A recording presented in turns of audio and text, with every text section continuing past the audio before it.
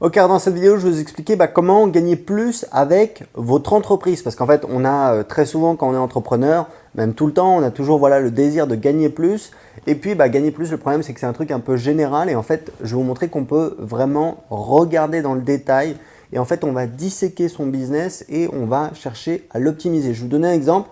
J'ai un petit blog sur comment apprendre l'anglais qui rapporte actuellement un peu plus de 3000 € par mois. Donc, pour moi, c'est un business qui est un petit peu passif parce que j'y passe moins d'une heure par semaine, on va dire. Les articles, ce n'est pas moi qui les écris. Il y a une séquence de vente en automatique, on fait des ventes en automatique et après les promotions qu'on fait, on va dire entre guillemets manuellement, on fait une promotion toutes les 2 semaines sur les inscrits à la newsletter. C'est une personne de mon équipe que j'ai formée qui s'en charge. Voilà. Donc, si je prends l'exemple de mon blog, mais ça peut, on peut le transposer également, ce que je vais partager avec vous, on peut le transposer également pour un restaurant, pour un petit peu n'importe quel type de business.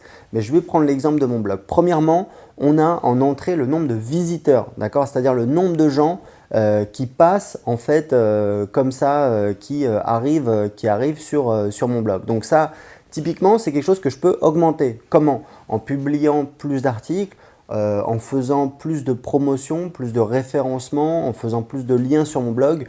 Aujourd'hui, j'ai à peu près 1200 visiteurs par jour et c'est un petit peu la matière première et c'est ça que je vais utiliser après pour gagner de l'argent. Donc, première chose, c'est le premier levier sur lequel on peut agir. C'est le premier, enfin pour les gens qui ont des sites internet, c'est un petit peu le premier levier auquel on pense. Et en fait, ce n'est pas forcément le plus efficace. Il y a plein d'autres leviers sur lesquels on peut jouer et que je vais vous montrer dans cette vidéo. Donc le deuxième levier, c'est en fait les inscrits à la newsletter. Il faut savoir que moi, comme beaucoup de personnes qui ont des business rentables sur internet, je ne vends pas directement aux gens qui viennent sur mon site internet.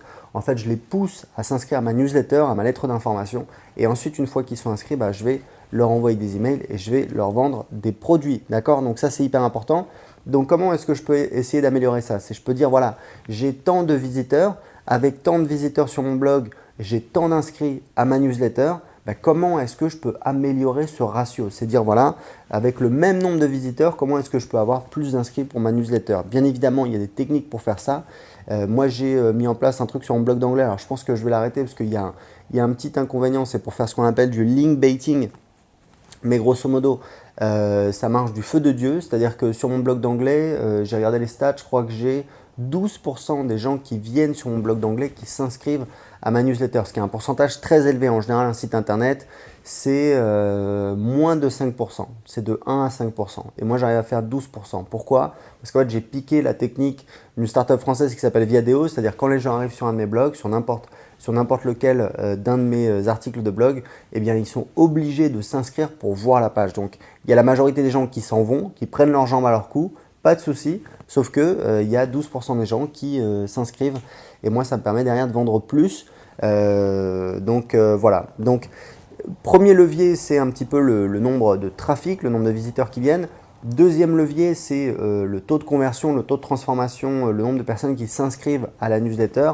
Troisième levier, ça va être par exemple combien on gagne avec chaque inscrit sur la newsletter. Moi aujourd'hui, j'ai un système de vente en automatique sur mon blog. Alors un système de vente en automatique, ça sonne un petit peu comme un truc hyper compliqué. En fait, c'est une séquence automatique d'emails qui sont envoyés à chaque nouvel inscrit pendant 4 semaines et qui rapportent en moyenne 55 centimes pour chaque inscrit. Donc oui, je ne vous ai pas dit, on fait aujourd'hui 200 nouveaux inscrits par jour sur le blog. Donc on a 1200 visiteurs et on fait 200 inscrits par jour, ce qui est vraiment pas mal du tout. Alors c'est peut-être pas 12%, c'est peut-être 14%.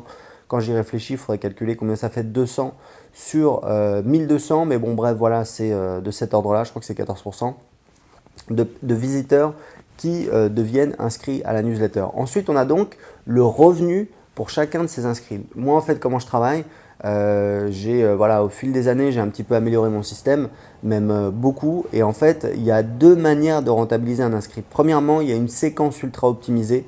Je dis ultra optimisée parce qu'on utilise beaucoup de techniques, des ventes additionnelles, ce qu'on appelle des offres irrésistibles, des offres trébuchets pour faire passer les gens en fait de spectateurs, c'est-à-dire de simples touristes, c'est-à-dire les gens qui sont inscrits et puis qui n'achètent pas, à des clients. Donc il y a plusieurs techniques pour ça, et techniques pour augmenter la valeur par transaction, la valeur par client, etc., etc. Donc grosso modo, On a une séquence ultra optimisée qui ne dure pas 107 ans, elle dure 4 semaines sur mon blog d'anglais.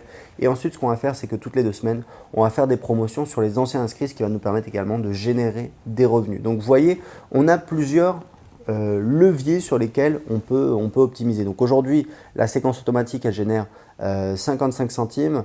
C'est peut-être un petit peu moins, on va voir à la fin du mois. Mais grosso modo, on fait 100 € par jour de vente en automatique actuellement. Donc c'est pas mal du tout. Mais attendez, parce que il y a encore mieux, il y a d'autres choses que vous pouvez optimiser. Il y a en fait tout ce qui est en fait les frais. Moi aujourd'hui, je passe par ClickBank, qui est une place de marché américaine. C'est ce que j'utilise pour que les gens me payent. Donc c'est ce qu'on appelle le processeur de paiement. Donc il y a également PayPal qui existe. À un moment, j'utilisais une solution française qui s'appelle Paybox, que je vous déconseille fortement. C'est une usine à gaz, c'est horrible. PayPal, c'est bien, mais bon, c'est bien pour commencer, mais c'est assez limité. Moi, j'utilise ClickBank parce qu'en fait, il y a une fonctionnalité qui s'appelle le One Click Upsell qui permet de faire des ventes additionnelles très facilement. Le problème, c'est que ça coûte très cher. ClickBank, c'est 8% plus 1 $. Donc, j'ai certains produits qui coûtent 7 €. Donc, quand vous enlevez la TVA, 8%, 1 $, il reste vraiment pas grand-chose. Et c'est ce que je vais faire. Et je vais optimiser justement ce processus. Aujourd'hui, je suis en train de…